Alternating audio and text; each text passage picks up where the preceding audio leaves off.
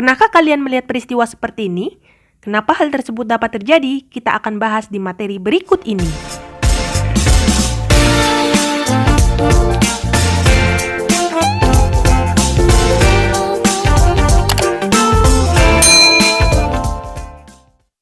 Assalamualaikum warahmatullahi wabarakatuh. Selamat pagi anak-anak. Sehat dan semangat selalu ya semuanya.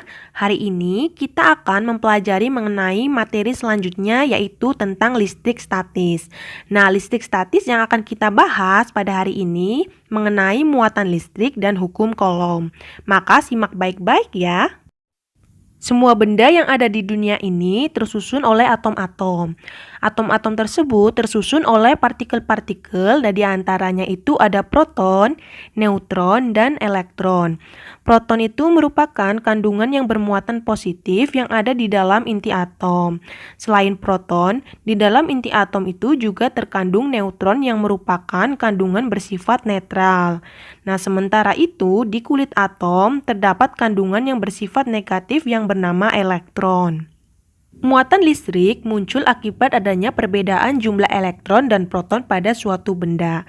Nah, jika pada suatu benda protonnya sama dengan jumlah elektronnya, maka benda tersebut dapat dikatakan netral. Kemudian, apabila protonnya lebih besar daripada elektronnya atau lebih banyak daripada elektronnya, maka benda tersebut itu akan bermuatan positif. Namun, jika protonnya itu jumlahnya lebih sedikit dibandingkan elektronnya, maka benda tersebut itu akan bermuatan negatif. Pernahkah kalian melihat sebuah percobaan dengan cara merobek kertas hingga menjadi potongan kecil, lalu menggosokkan penggaris plastik rambut dan mendekatkannya pada robekan kertas tersebut? Maka yang terjadi apa? Maka potongan kertas tersebut itu akan menempel pada penggaris. Nah, hal ini disebabkan karena elektron dari rambut itu berpindah ke penggaris. Nah, berikut adalah tabel muatan percobaan listrik statis. Ketika sisir didekatkan dengan rambut manusia, maka elektron dari rambut itu berpindah ke sisir. Jika penggaris dengan rambut manusia, maka elektron dari rambut berpindah ke penggaris. Nah, apabila mistar plastik didekatkan dengan kain wol, maka elektron dari kain wol itu berpindah ke mistar plastik. Ebonit dengan kain wol, maka elektron dari wol itu berpindah ke ebonit. Kemudian kaca dengan kain sutra, maka elektron dari kaca itu berpindah ke kain sutra. Sedangkan apabila balon didekatkan dengan kain wol, maka elektron dari wol itu berpindah ke balon. Nah, jadi ketika balonnya itu digosok-gosokkan dengan kain wol, maka elektron dari wol itu berpindah ke balon. Kemudian kita akan membahas mengenai hukum Coulomb. Hukum Coulomb ditemukan oleh ahli fisika asal Perancis yang bernama Charles Augustin de Coulomb. Coulomb melakukan penelitian mengenai gaya yang ditimbulkan oleh dua benda yang diberi muatan listrik yang dipisahkan oleh jarak tertentu. Hukum Coulomb ini pada dasarnya menyatakan bahwa interaksi muatan listrik yang sejenis akan tolak-menolak, sedangkan muatan yang berlainan jenis akan tarik-menarik. Dari hasil percobaan Coulomb dapat dinyatakan bunyi hukum Coulomb sebagai berikut. Apabila ada dua buah muatan terpisah sejauh r, maka terdapat gaya tarik-menarik atau tolak-menolak yang besarnya sebanding dengan besar kedua muatan, tetapi berbanding terbalik dengan kuadrat jaraknya. Secara matematis dapat dituliskan yaitu F sama dengan K Q1 Q2 per R kuadrat, atau bisa dibaca F sama dengan K-Q dibagi rata, di mana F merupakan gaya Coulomb dengan satuan Newton, kemudian Q merupakan besar muatan dengan satuan Coulomb, dan K merupakan konstanta gaya Coulomb sebesar 9 kali 10 pangkat 9 Newton meter kuadrat per Coulomb kuadrat, dan R merupakan jarak kedua muatan dengan satuan meter. Untuk contoh soalnya, yang pertama, 3 buah muatan A, B, dan C tersusun seperti gambar berikut ini. Jika QA sama dengan plus 1 mikrocoulomb dan QB sama dengan min 2 mikrocoulomb, QC sama dengan plus 4 mikrocoulomb, dan K sama dengan 9 kali 10 pangkat 9. Tentukan besar dan arah gaya Coulomb pada muatan B. Nah, jadi untuk penyelesaiannya, karena di sini ada 3 muatan, maka kita cari dulu gaya B ke A, kemudian gaya B ke C. Kita cari menggunakan persamaan F sama dengan K Q dibagi R kuadrat.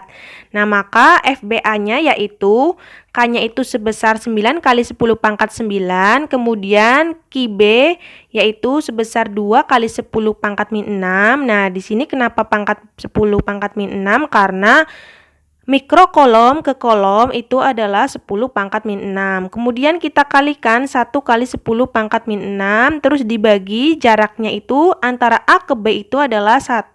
Maka dikuadratkan. Maka dihasilkan FBA sama dengan 18 kali 10 pangkat min 3 Newton. Kemudian FBC-nya yaitu K-nya itu sebesar 9 kali 10 pangkat 9, kemudian QB-nya 2 kali 10 pangkat min 6, dan QC-nya 4 kali 10 pangkat min 6. Dibagi 1 kuadrat, maka hasilnya itu 72 kali 10 pangkat min 3 Newton. Setelah itu kita jumlahkan. Nah, karena gaya BA itu arahnya ke kiri dan gaya BC arahnya ke kanan, maka kanan kurangi kiri, BC kurangi BA, hasilnya itu yaitu 5,4 kali 10 pangkat min 2 Newton ke arah kanan. Kenapa arahnya ke kanan? Karena hasilnya ini bernilai positif, maka arahnya ke kanan. Jika hasilnya negatif, arahnya ke kiri. Kemudian contoh yang kedua, gambar berikut adalah susunan 3 buah muatan AB dan C yang membentuk suatu segitiga dengan sudut siku-siku di A. Nah, jika QA 1 mikrokolom dan QB min 2 mikrokolom, QC min 2 mikrokolom, maka tentukan besar gaya kolom di muatan A. Nah, untuk penyelesaiannya, maka kita cari dulu gaya AB dan gaya AC. Nah, untuk FAB dan FAC kita menggunakan persamaan kakiku dibagi rata. Maka dimasukkan QA-nya sebesar 1 kali 10 pangkat min 6, kemudian QB-nya sebesar 2 kali 10 pangkat min 6. Nah, untuk jarak A ke B karena sebesar 10 cm, kita konversikan ke satuan meter, maka hasilnya 0,1 atau 10 pangkat min 1 dikuadratkan. Maka didapatkan FAB-nya 1,8 Newton. Kemudian FAC sama seperti tadi, kita masukkan semuanya angkanya, kemudian didapatkan juga 1,8 Newton. Nah, setelah itu karena bentuknya segitiga, maka kita masukkan menggunakan rumus Pitagoras, yaitu FAB kuadrat ditambah FAC kuadrat.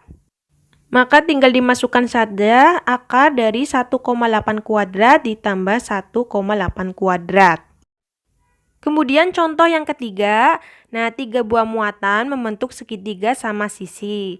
Nah, apabila jarak antara ketiga muatan ini sebesar 10 cm, nah maka tentukan besar resultan gaya kolom pada muatan Q1.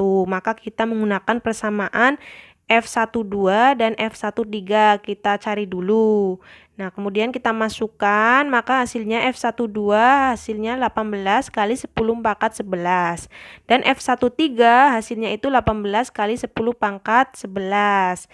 Nah, di sini karena sudutnya itu sama sisi, maka kita menggunakan persamaan akar dari F12 kuadrat plus F13 kuadrat plus 2F12 dikali F13 cos 60 derajat. Nah, karena sama sisi, maka sudutnya itu sebesar 60 derajat. Maka setelah itu kita masukkan angkanya, kita hasilkan sebesar F sama dengan 18 dikali 10 pangkat 11 akar 3 atau 18 kali akar 3 kali 10 pangkat 11 Newton.